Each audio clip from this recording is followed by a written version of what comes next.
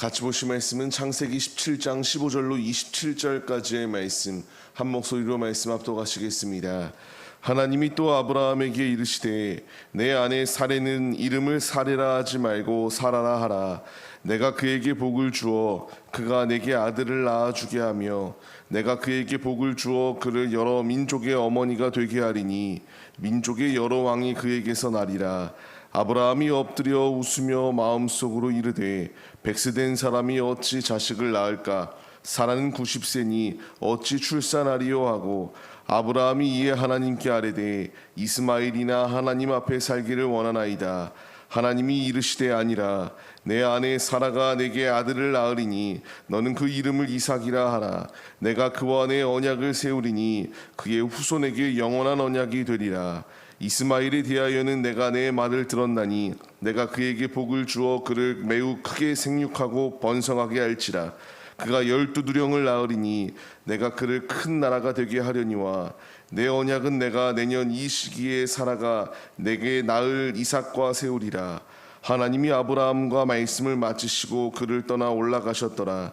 이에 아브라함이 하나님이 자기에게 말씀하신 대로 이날에 그 아들 이스마엘과 집에서 태어난 모든 자와 돈으로 산 모든 자 곧 아브라함의 집 사람 중 모든 남자를 데려다가 그 포피를 베었으니 아브라함이 그의 포피를 벤 때는 99세였고 그의 아들 이스마엘이 그의 포피를 벤 때는 13세였더라. 그날에 아브라함과 그 아들 이스마엘이 할례를 받았고 그 집의 모든 남자 곧 집에서 태어난 자와 돈으로 이방 사람에게서 사온 자가 다 그와 함께 할례를 받았더라. 아멘. 할렐루야. 오늘도 예배의 자리 가운데 모이신 성도님들 주님의 이름으로 환영하고 축복합니다.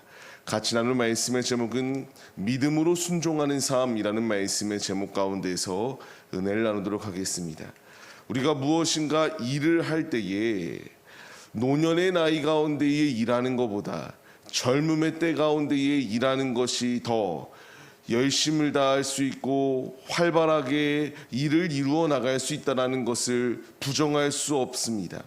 모든 일에는 때가 있고 그때의 순리대로 일하며 나아갈 때에 하나님 안에서의 역사하심이 분명히 하나님 안에서의 역사하심이 있기 때문입니다.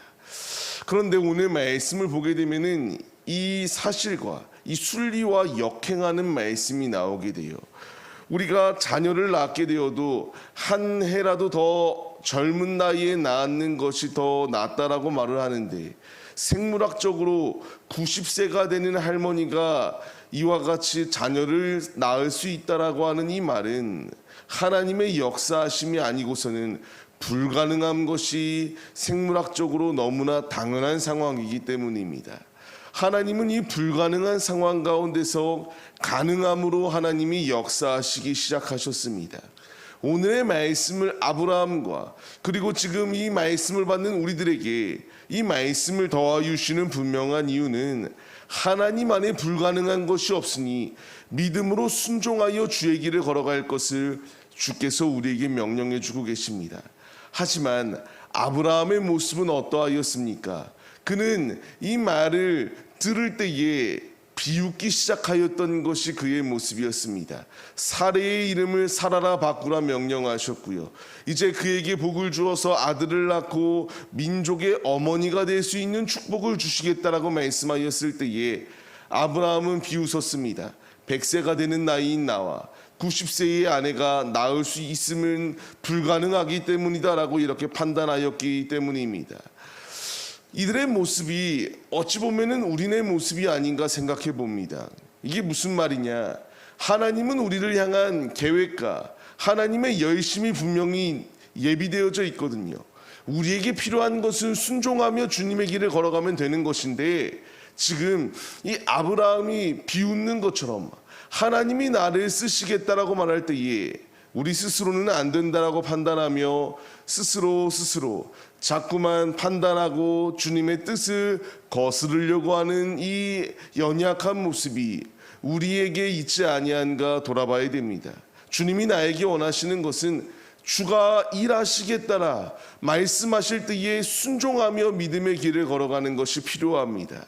자꾸만 내 판단으로 내 경험으로 안 된다 할 수 없다를 말하는 것은 아무 부질없는 것임을 우리가 잊지 마시기 바랍니다.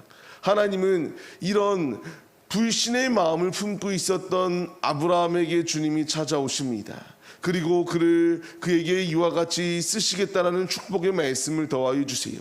그때에 아브라함은 깨닫지 못하고 이스마엘이나 하나님 앞에 살게 해달라고, 나의 후사가 이스마엘이 되게 해달라고 하는 고백을 하였던 것을 볼 수 있어요. 그때에 하나님이 뭐라 말씀하십니까? 아니다라고 말씀하시며 사라를 통하여 언약을 세우고 영원한 나라를 세울 것이다, 영원한 언약을 세울 것이다 라는 것을 분명히 말씀하십니다. 이삭의 이름은 웃음이라는 뜻을 가지고 있습니다. 하나님이 이 말씀을 더하여 주신 것, 아브라함은 비웃고 있지만 하나님께서는 그의 이 불신의 마음을 웃음으로 바꾸어 주시겠다라고 하는 분명한 뜻을 말씀해 주셨습니다. 지금 아브라함에게 그리고 사라에게 이와 같이 이삭이라고 하는 아들을 더하여 주셔서 그들에게 기쁨을 더하여 주시고 웃음을 주셨던 것처럼 주께서 우리의 삶 가운데에 일하여 주시겠다라고 말씀해 주고 계십니다.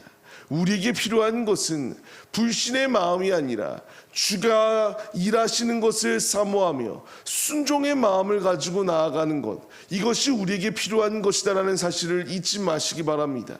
주께서 우리에게 지금 축복의 말씀을 더하여 주셨습니다. 우리와 함께하여 주시고 우리의 지경을 넓혀주시며 주님의 충만한 은혜로 채워주시겠다라고 약속의 말씀을 주십니다.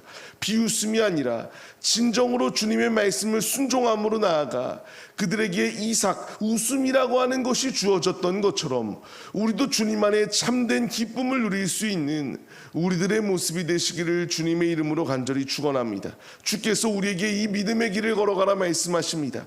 아브라함은 당장에 이해가 가지 않았습니다. 하지만 그가 행동하였던 것은 하나님의 말씀에 순종하여 모든 집안에 있는 남자들이 할례를 받았다라고 이렇게 기록되어집니다. 우리는 때로는 나의 생각으로 이해 안 가는 하나님의 말씀들이 참으로 많습니다. 하지만 축복의 반열에 오르기 위해서는 이 납득까지 아니하는 우리의 상황 가운데서 절대적으로 아버지의 말씀에 순종하는 것이 복을 받을 수 있는 비결임을 우리가 잊지 마시기 바랍니다. 주님이 우리에게 말씀하시는 모든 것, 말씀에 순종하여 삶을 살아낼 때에 주님 안에 승리할 수 있음이 예비되어져 있습니다. 아브라함에게 축복을 더하여 주신 것, 단순히 그 한 사람에게만 이런 축복이 임하였다라는 말씀을 기록하시기 위함이 아니요, 이제 말씀에 순종하여 믿음으로 주 앞에 나아갈 때에 동일하게 말씀을 받는 성도들 역시 이 축복을 누릴 수 있음을 우리에게 분명히 말씀해 주십니다. 오늘의 삶, 우리에게 필요한 것은 주의 말씀에 순종하여 믿음으로 주 앞에 나아가는 것입니다. 순종할 때에 주님은 이미 부어주시고 계십니다. 이제 우리가 이 말씀을 의심치 마시고 매일의 삶, 주님께서 우리에게 지금도 끊임없이 말씀해 주고 계세요. 내가 너와 함께 하겠다. 내가 너를 굳건히 세워주겠다. 내가 너를 주님의 도구로 귀히 쓰겠다. 주께서 우리에게 말씀하실 때에 아멘으로 순종하며 나아가는 자에게 주께서 예비하여 주신 축복이 우리의 축복이 된다는 사실을 잊지 마시며 주의 길을 걸어가시기 바랍니다. 말씀을 받는 성도님들, 이제 주께서 나에게 이 믿음의 발걸음을 내디딜 것을 명령하십니다.